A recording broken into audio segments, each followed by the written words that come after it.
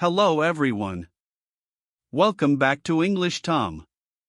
I'm Tommy, and today I want to talk about something that is quietly destroying the English dreams of millions of learners around the world. Not grammar. Not vocabulary. Not pronunciation. Fear.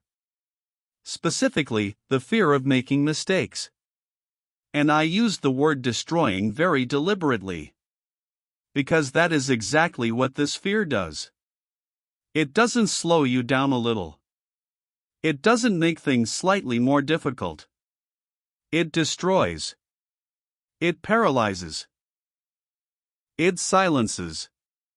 It takes everything you have learned, everything you have studied, everything you know about English, and it locks it away somewhere deep inside you where nobody, including yourself, can access it.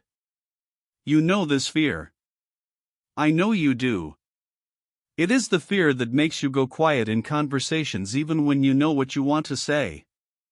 It is the fear that makes you rehearse a sentence in your head 10 times before you say it out loud. It is the fear that makes you choose silence over imperfect speech. Every single time.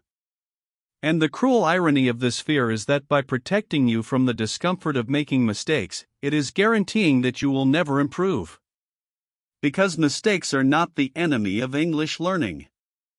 Mistakes are the engine of English learning. Without mistakes, there is no feedback. Without feedback, there is no correction. Without correction, there is no growth. Without growth, there is no fluency. Fear of mistakes is not protecting your English. It is killing it. Slowly. Quietly. Every single day. But today, that changes. Because today I am going to give you the cure. Not a temporary fix. Not a motivational speech that makes you feel good for one day and then fades away. A real, deep, permanent cure. A complete understanding of where this fear comes from. Why it is so powerful. And exactly what to do to break it forever. This lesson will change your relationship with mistakes. And when your relationship with mistakes changes, your English will change with it. Faster than you can imagine. So stay with me. Every word of this lesson matters. Let's begin. What fear of mistakes really is. Before we can cure something, we need to understand it completely. We need to look at it clearly. Without flinching. Without looking away. So let's look at the fear of making English mistakes and understand exactly what it is. Where it comes from. Why it is so powerful. And why it is so difficult to overcome with just willpower or motivation. The fear of making mistakes in English is not, at its core, a fear about language. It is a fear about identity. About how other people see you. About how you see yourself. When you make a mistake in English, in your mind, something more happens than just a grammatical error or a wrong word. In your mind, that mistake becomes a statement. A statement about your intelligence. Your education. Your worth as a person. You say the wrong tense and your brain whispers, "They think I am stupid." You mispronounce a word and your brain says, "They are judging me." You forget a vocabulary word and your brain screams, "I am failing. I am not good enough. I should not be here." These are not logical thoughts. They are emotional reactions. Deep, automatic, powerful emotional reactions. And they happen so fast that most people don't even notice them consciously. They just feel the fear. And they go silent. This is why telling yourself to just speak and not worry about mistakes almost never works. Because you are trying to use logic to fight something that is not logical.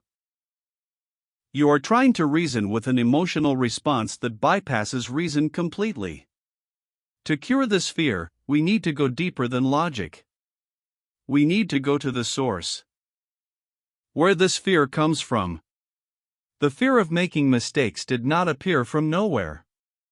It was taught to you. Carefully. Systematically. Over many years. Think about how most people learn English in school. You sit in a classroom. The teacher asks a question.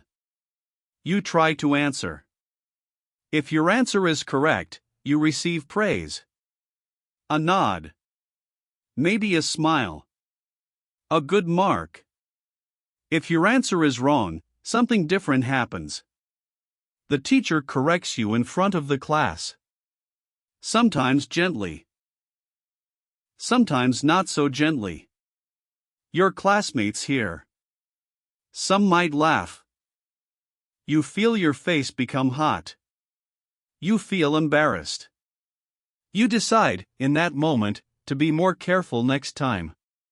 To be more sure before you speak. To not risk the embarrassment again. And you do this again and again over years of school English.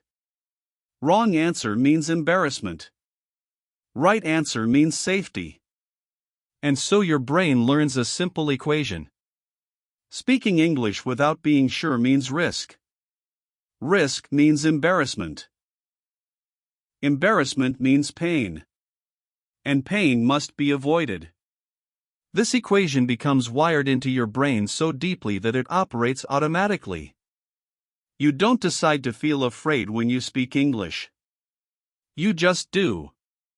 Because your brain has learned, through years of reinforcement, that uncertain English speaking leads to pain.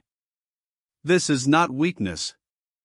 This is how human brains work. We are designed to learn from painful experiences and to avoid repeating them. The problem is that the lesson your brain learned in the classroom, be sure before you speak or risk embarrassment, is completely the opposite of what produces fluency. Fluency is built through uncertain speaking. Through imperfect attempts.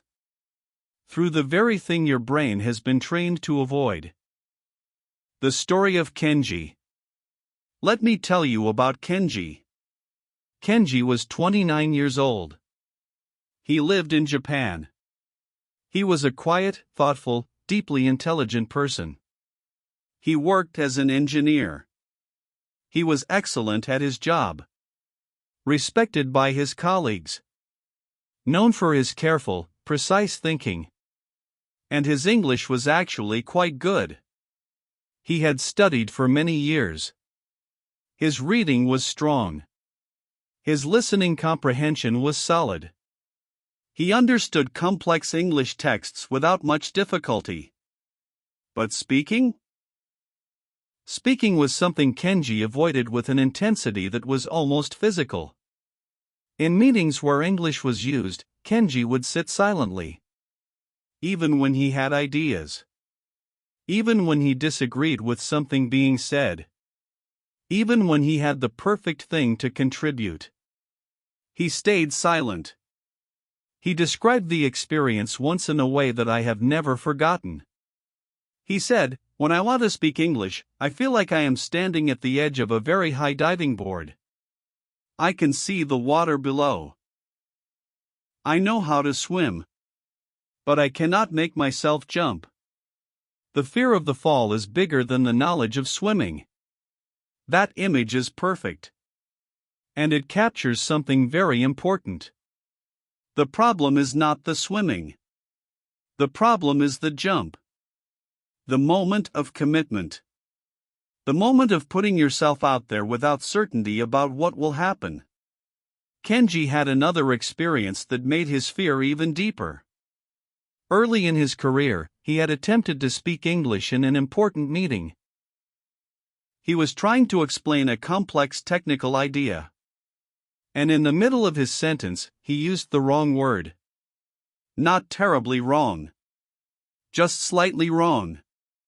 But one of his senior colleagues, a native English speaker, corrected him. In front of everyone. Casually. Without malice. But publicly.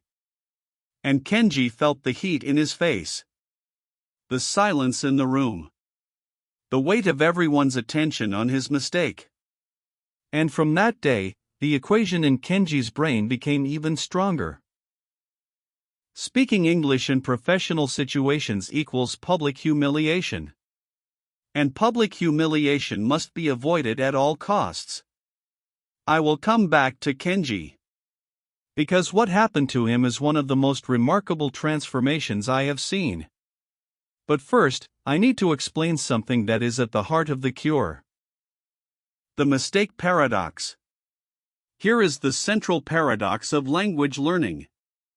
And it is a paradox that every learner must understand and accept before real progress becomes possible. The only way to stop making mistakes in English is to make more mistakes in English. Read that again. The only way to stop making mistakes is to make more of them. This sounds wrong. It sounds backwards. It sounds like the opposite of what common sense would suggest. But it is the truth. And here is why. When you make a mistake in English, and you notice that mistake, your brain records it. It marks the gap between what you said and what you intended to say.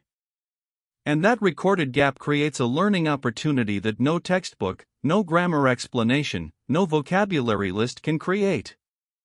Because the learning that comes from your own real mistake is personal. It is connected to a real experience. A real moment. A real emotion. An emotion, as we know, is the most powerful memory tool the human brain has. When you make a mistake and feel the discomfort of it, your brain does not want to feel that discomfort again. And so it works. It adjusts. It builds new connections. It corrects the pattern. And next time, the correct version comes more naturally. This is the fundamental mechanism of language improvement.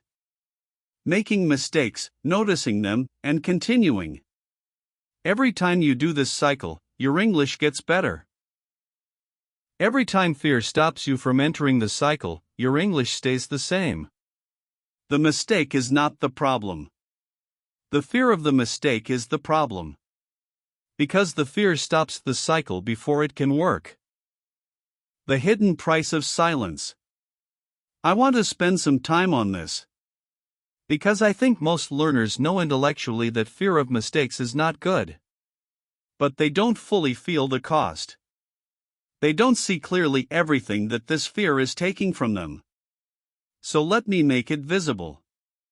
Let me show you exactly what fear of mistakes costs you. Not in abstract terms. In real, concrete, life terms. The first cost is time. Every month that fear keeps you from speaking is a month of potential improvement that you will never get back. If fear has been controlling your speaking for 2 years, those are 2 years of growth that did not happen. 2 years of the output door staying closed. 2 years of improvement that belongs to you but that fear took away. And time is the one resource in language learning that cannot be recovered. You can learn new words. You can practice new skills. But you cannot get back the 2 years, or the 5 years, or the 10 years of growth that fear prevented. The second cost is opportunity. Think about the opportunities that English speaking could bring you. Career opportunities. International connections. Travel experiences. Academic paths. New friendships. New relationships. New versions of your life that are only accessible through English. Every time fear keeps you silent, one of those opportunities passes. Maybe you didn't get the job because you couldn't speak confidently in the interview. Maybe you didn't make the connection because you were too afraid to start the conversation. Maybe you didn't pursue the dream because it required English speaking ability that fear prevented you from building. These are not small costs. These are life-shaping losses.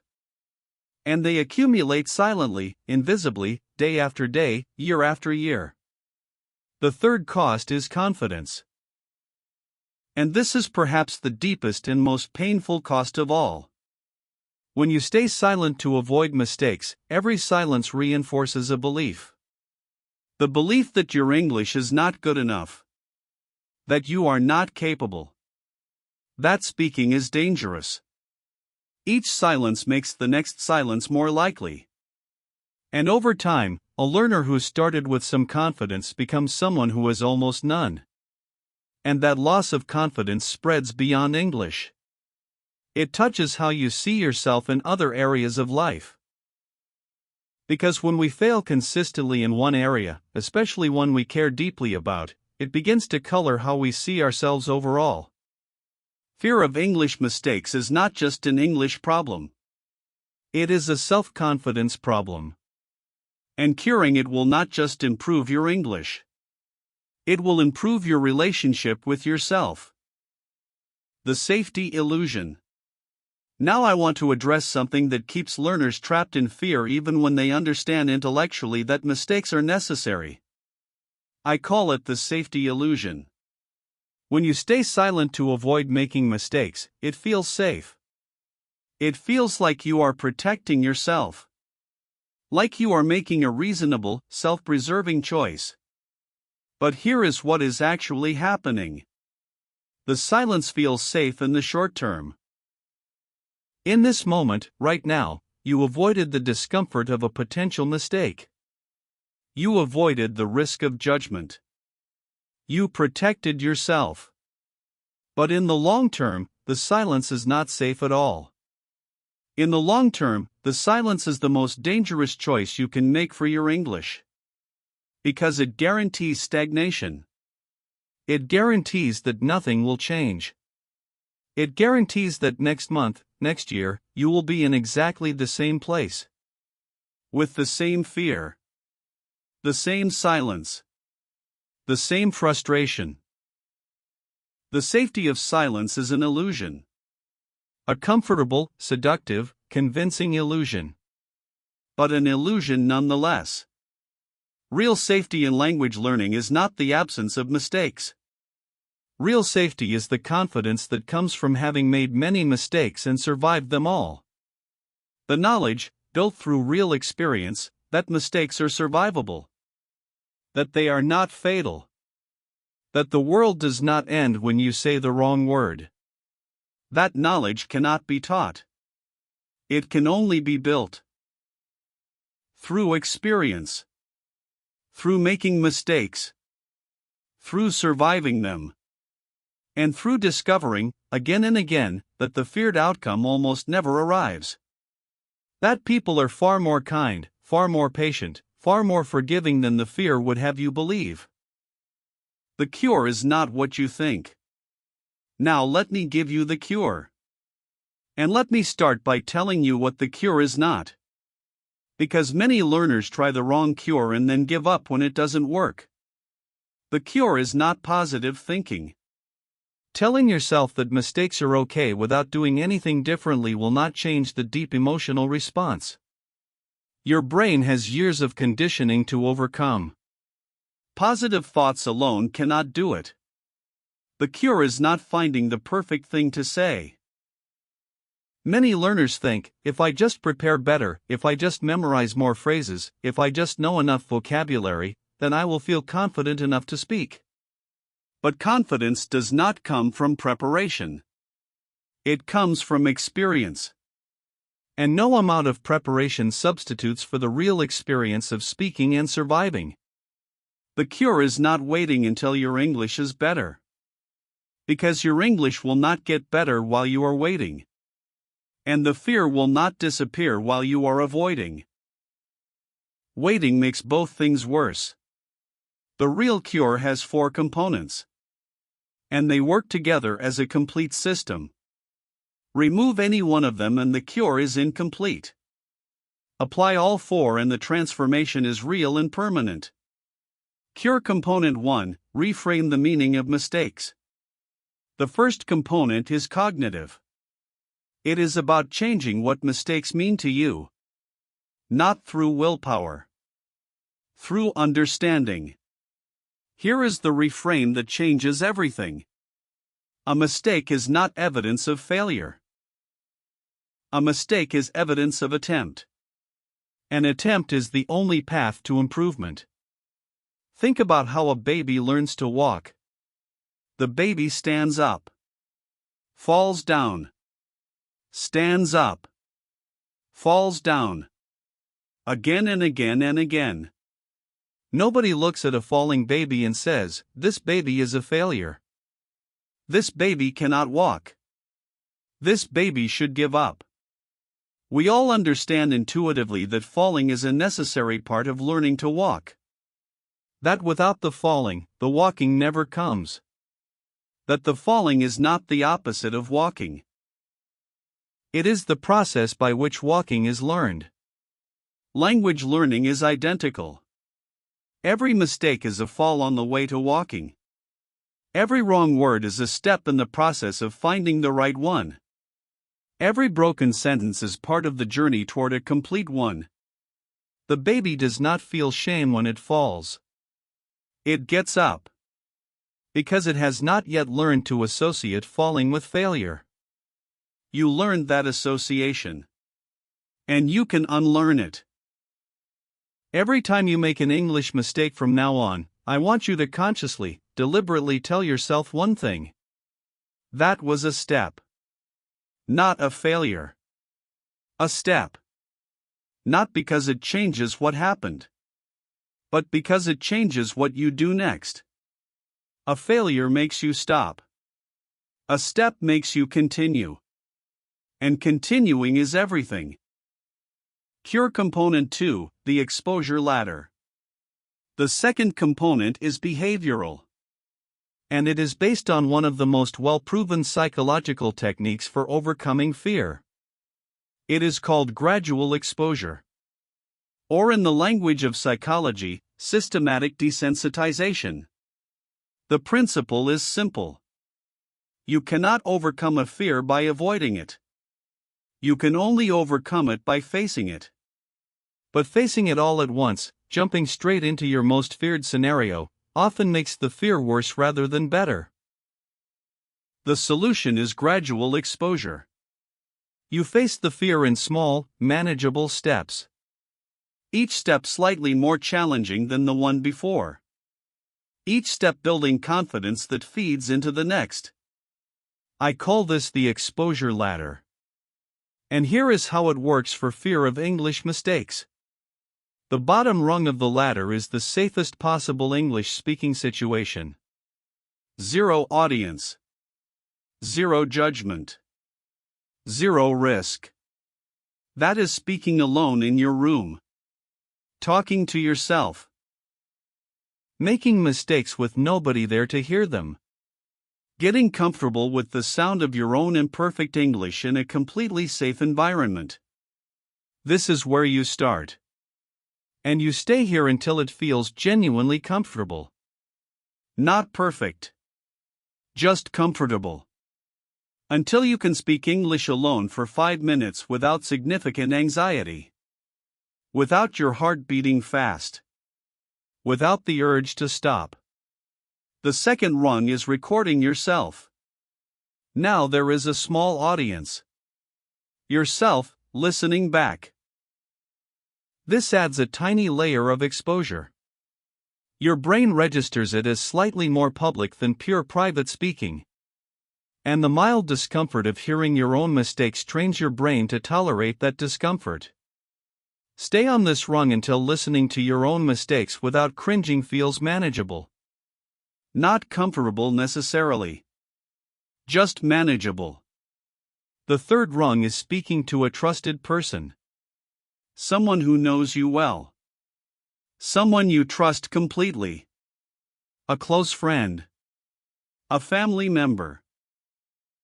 Someone who will not judge you. Someone who is safe. In this conversation, you allow yourself to make mistakes. Deliberately. Consciously. You do not rehearse everything in advance. You speak naturally, imperfectly, and you notice that the trusted person does not think less of you. Does not laugh. Does not judge. They simply communicate with you. And that experience, the experience of making mistakes in front of someone and surviving it without catastrophe is incredibly powerful data for your brain. It begins to overwrite the old equation. Mistakes do not always lead to humiliation. Sometimes they lead to connection. The fourth rung is speaking with a fellow learner. Someone you don't know as well. Someone slightly outside your comfort zone. But another learner. Someone who makes mistakes too. Someone who understands. And so the ladder continues. Each rung slightly more exposed. Each rung building the evidence that mistakes are survivable. Until, eventually, speaking English in any situation, even challenging ones, even with native speakers, even in professional contexts, no longer triggers the paralyzing fear.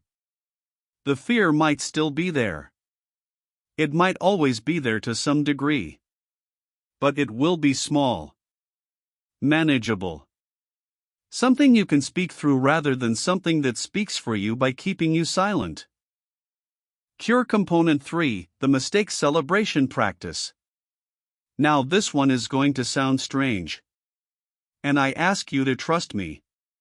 Because it is one of the most powerful things in this entire lesson. I want you to start celebrating your mistakes. Not tolerating them. Not accepting them with gritted teeth. Celebrating them. Here is how it works. Every day, when you finish your English speaking practice, you do one thing. You try to remember one mistake you made. Just one. Something you said wrong.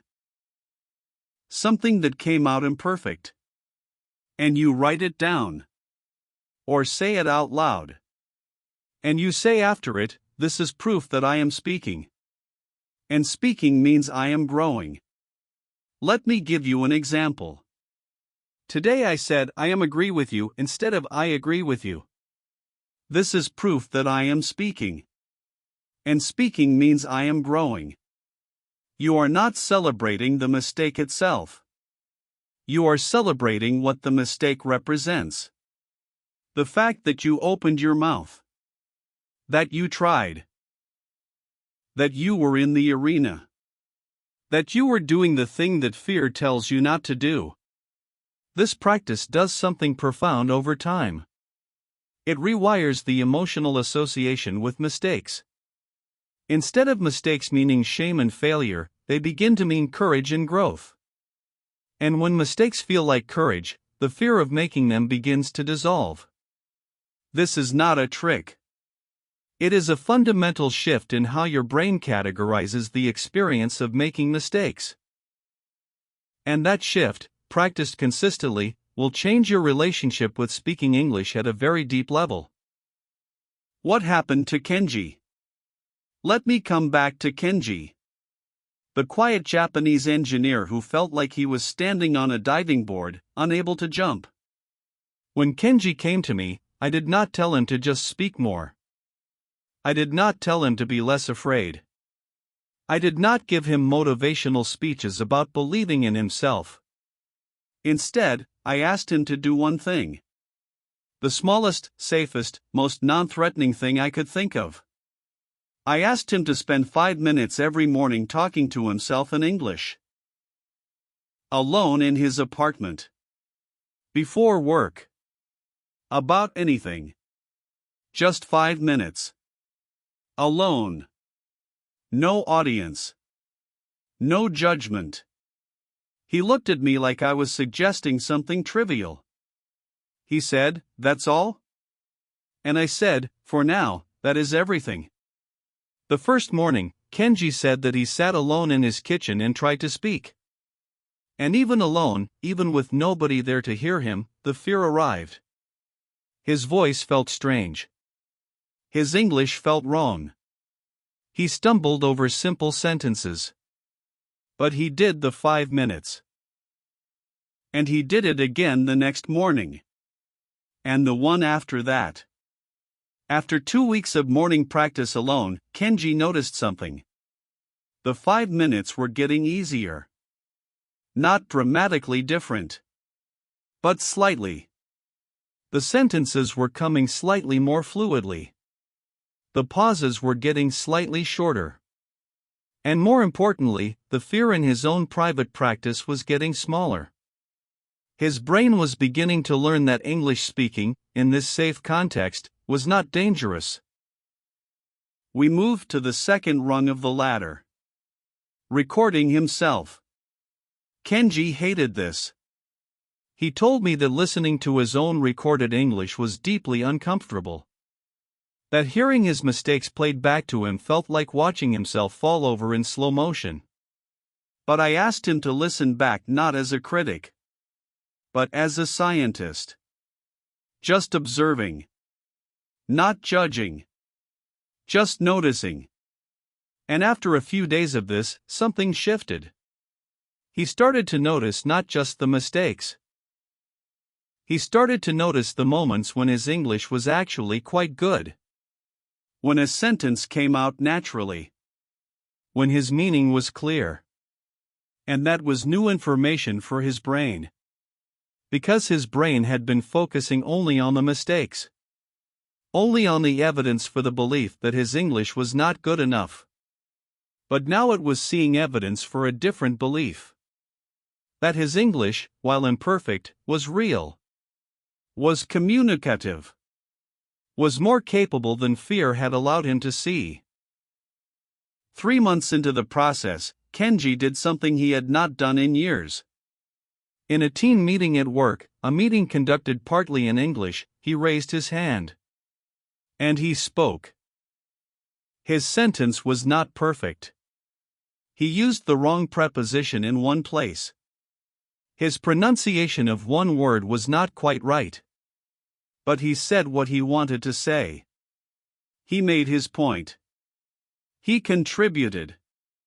And his colleague, a native English speaker, nodded and said, "That's a really good point, Kenji." Not, "Your English was perfect." Not, "You should have said it differently." Just, "That's a really good point." Because the colleague was not listening to Kenji's grammar. He was listening to Kenji's idea. And the idea was good. Kenji told me later that he sat in that meeting after speaking and felt something that he had not felt about his English in years. Pride. Not relief that he had survived. Not embarrassment about the mistakes. Pride. The real, quiet, deep pride of someone who faced a fear and walked through it. And from that day, something fundamental changed for Kenji. Not just his English. His relationship with his own English. He stopped seeing his speaking as something to be ashamed of. He started seeing it as something to be developed. 6 months after that first brave sentence in the meeting, Kenji was speaking English regularly in his professional life. He still made mistakes. He still had moments of searching for words. He still had conversations that felt harder than others. But he was speaking. Consistently. Really. And every month that passed, the mistakes were fewer, the searching was shorter, and the pride was deeper. He sent me a message some months ago. A simple message. It said, "Tommy, I jumped off the diving board. The water was fine. Cure component 4, the daily mistake quota.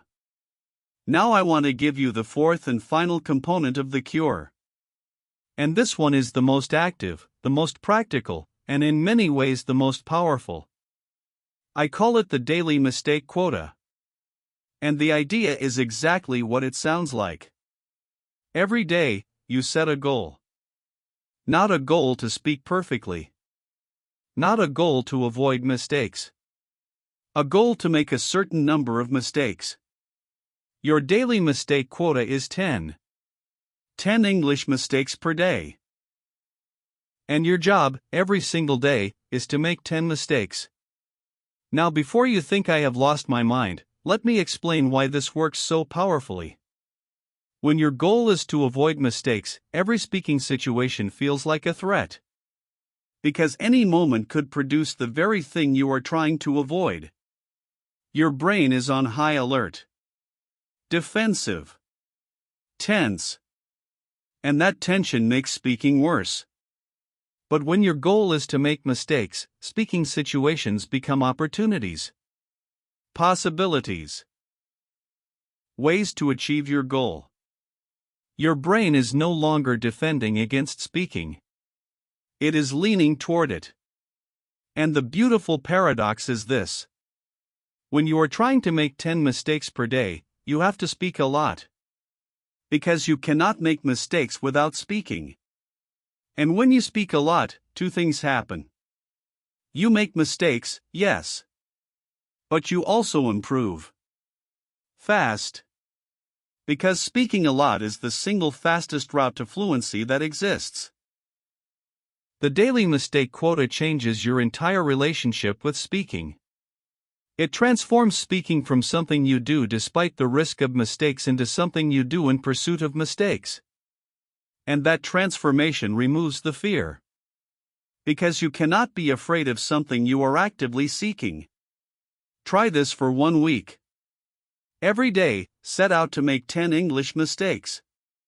Speak enough, with enough imperfection, to hit your quota. And at the end of the day, count them. Celebrate them. Proudly. And watch what happens to your speaking by the end of that week. The inner critic and how to silence it. Now I want to talk about something that underlies all 4 components of the cure. Something that makes them all harder than they need to be if it is not addressed. The inner critic. You know this voice. It is the voice inside your head that comments on your English every time you try to speak. It says things like, "That was wrong. They noticed. You sound terrible. You should have said it differently. You are embarrassing yourself." This voice is not your friend. And it is not your teacher. It is your fear wearing a costume. Pretending to be helpful. Pretending to be quality control. But actually just enforcing silence. And here is something important about the inner critic. It is not telling you the truth. It is telling you the worst possible interpretation of every situation. It is taking every small mistake and magnifying it. Taking every moment of imperfection and turning it into evidence of permanent failure. The inner critic lies. Consistently. Creatively. Convincingly. But it lies. Here is how you start to silence it. Every time the inner critic speaks, you respond with a question. Not an argument. A question. Inner critic, that sentence was terrible. Your response, was it? Did the other person understand me? Inner critic, you mispronounced that word. Your response, did the conversation continue? Did communication happen? Inner critic, your English is so bad. Your response. Compared to what? Compared to 6 months ago? Am I sure about that? Questions break the inner critic's power. Because the inner critic makes statements. Bold, absolute, terrifying statements. But when you question those statements, when you ask for evidence, you often find that the evidence does not support the statement at all. Yes, the sentence had a small mistake. But the other person understood perfectly and the conversation continued. Where exactly is the catastrophe? Yes, the word was mispronounced slightly. But communication happened. Connection was made. The meaning was clear. What exactly was so terrible? Over time, questioning the inner critic consistently, you begin to build a more accurate picture of your English. Not a falsely positive picture. An accurate one. One that acknowledges the imperfections but also acknowledges the communication that is happening despite them. And an accurate picture is so much less frightening than the picture the inner critic paints. What native speakers actually notice. Let me tell you something that will immediately reduce your fear. Something that I think will genuinely surprise you. Most native English speakers are not listening to your grammar. I know. It seems impossible. But it is true. When a native speaker is having a conversation with you, their primary focus is on the meaning. On what you are communicating. On the ideas, the information, the connection. Grammar mistakes, pronunciation imperfections, wrong vocabulary choices, these register in the background, if at all. And they are almost never as noticeable to the listener as they are to the speaker. Think about conversations in your own native language. When you speak with a friend, are you mentally correcting their grammar? Are you keeping score of their pronunciation errors? Are you judging them for using an imperfect word? Of course not. You are listening to what they are saying. You are engaged with the meaning. The grammar is invisible to you because you are not focused on it. This is exactly how native speakers experience your English. They are focused on the meaning. On what you are trying to communicate. And unless a mistake actually makes the meaning unclear, they barely register it. The fear that everyone is listening to your mistakes and judging you is almost always false. Almost always, people are just trying to understand what you are saying. And as long as your meaning is getting through, the mistakes are invisible to them even when they are enormous to you. This is not to say mistakes don't matter. They do. And over time you will make fewer of them. But they matter much, much less in the moment of real communication than fear would have you believe. The permission slip. Before we move to the final part of this lesson, I want to do something a little different. Something that I want you to take seriously. Not as a technique, but as a real act. I want to give you permission. Permission to make mistakes in English. Today. Tomorrow. Every day. Permission to say the wrong word sometimes. To use the wrong tense. To mispronounce things occasionally. To search for words. To have pauses. To speak imperfectly. Permission to be a learner. A real, honest, imperfect learner. Who is doing something brave and difficult and meaningful. Because here is what I want you to understand. You do not need to earn the right to speak English by reaching perfection. You already have the right. Right now. With the English you have today. Imperfect English that communicates is infinitely more valuable than perfect English that stays locked in silence. You have permission to speak. Even now. Even today. Even with everything that is still imperfect. Use it. The daily practice of fearless speaking. Now let me bring everything together into a daily practice. Something concrete. Something you can start today. A complete system for building fearless English speaking one day at a time. This practice has 3 parts. Morning, afternoon, and evening. And together, they create a daily cycle that directly addresses the fear, builds your speaking confidence, and accelerates your improvement faster than anything else. Warning. The courage practice, 10 minutes. Every morning, 10 minutes. This is your courage practice. And it is the most important 10 minutes of your English day. The first 3 minutes, speak freely. Whatever is in your mind. How you feel. What you are thinking about. What you are going to do today. No preparation. No rehearsing. Just open your mouth and let English come out. Imperfectly. Naturally. Courageously. The next 4 minutes, deliberately make mistakes. Say sentences that you know are slightly above your current level. Attempt vocabulary you are not sure about. Try grammar structures that feel risky. Fall down on purpose.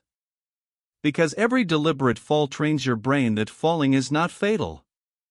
The final 3 minutes, the celebration. Out loud. Say one thing you did well in the last 7 minutes. One moment when your English surprised you. One sentence that came naturally. One word that appeared without searching. Find it. Say it. Celebrate it. 10 minutes. Every morning. Courage, deliberate mistakes, and celebration. This is how you rewire the fear response one morning at a time. Afternoon, the awareness practice. During your day, carry one question with you. Just one. The question is, am I avoiding English right now because of fear? When you are in a situation where English is possible, maybe with a colleague, maybe in a shop, maybe in an online interaction, ask yourself that question honestly. If the answer is yes, if you are avoiding because of fear, then do one small thing. Say one sentence. Ask one question. Make one comment. In English. Imperfectly. Briefly. You do not have to have a full conversation. You do not have to be fluent. Just say one thing. Break the avoidance with one small act of courage. And then notice that the world continued. That nothing terrible happened. That you are still here. Still fine. And now carrying a small piece of new evidence that speaking English does not lead to catastrophe. One small act per day. That is all. One brave sentence per day accumulates into extraordinary change over months. Evening, the debrief practice, 5 minutes. Every evening, 5 minutes.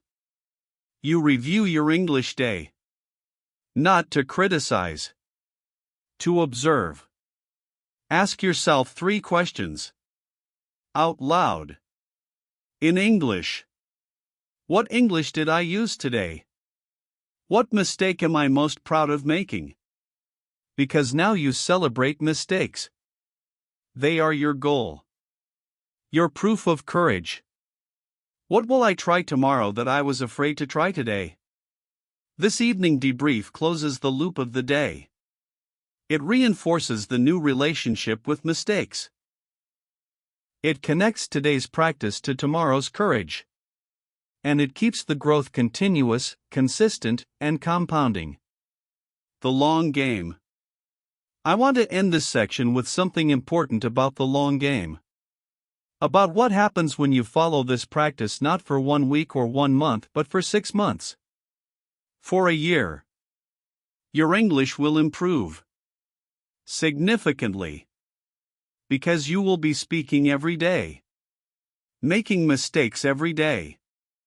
Learning from those mistakes every day. And improving every day. But something else will happen too. Something that might be even more important than the English improvement. Your relationship with imperfection will change.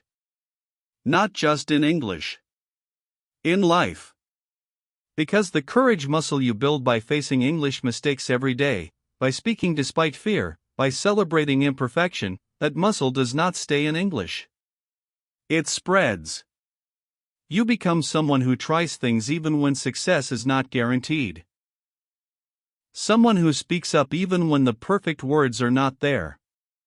Someone who acts despite uncertainty. Someone who is not stopped by the fear of getting it wrong. And that person, the person who is not stopped by fear, is not just a better English speaker. That person is braver in every area of their life. Learning to make English mistakes fearlessly is not just about English. It is about becoming someone who is capable of doing hard things. Someone who has proven, to themselves, that discomfort is survivable and that growth waits on the other side of fear. The cure, one more time. Before we finish, let me remind you of the 4 components of the cure. Say them with me. Feel them.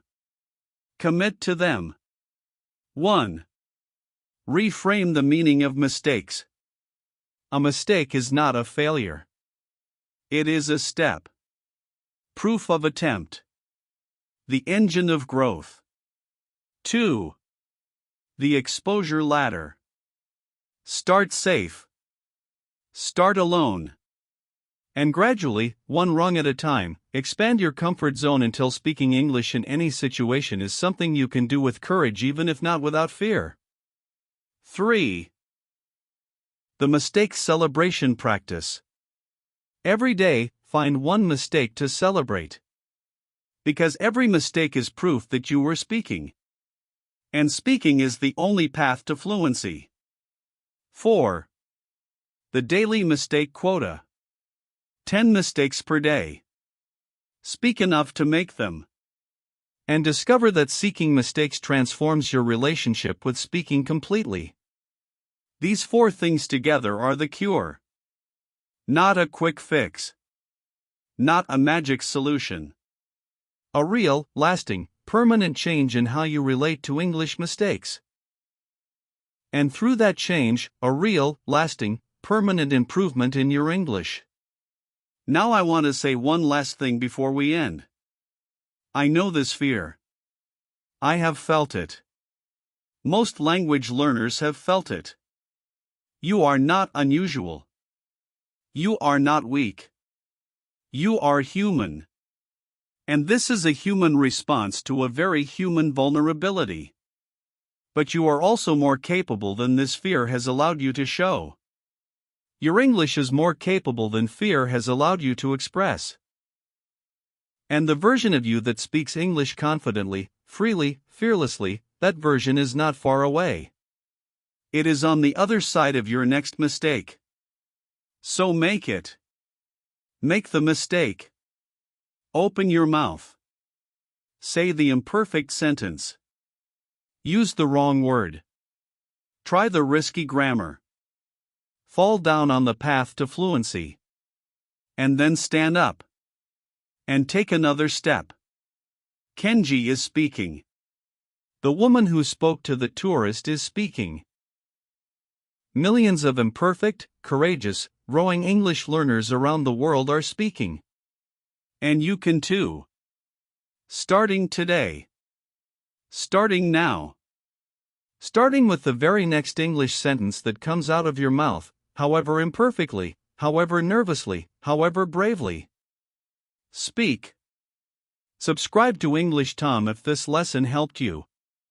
Because on this channel, we do not pretend that English learning is easy or perfect. We tell the truth. And we build real, courageous, lasting English together. Comment below with one word. The English mistake you are most afraid of making. Say it. Write it. Put it in the comments. And in doing so, take the very first step toward no longer being afraid of it. I'm Tommy. And I will see you in the next lesson. The fear is not your future. Fluency is.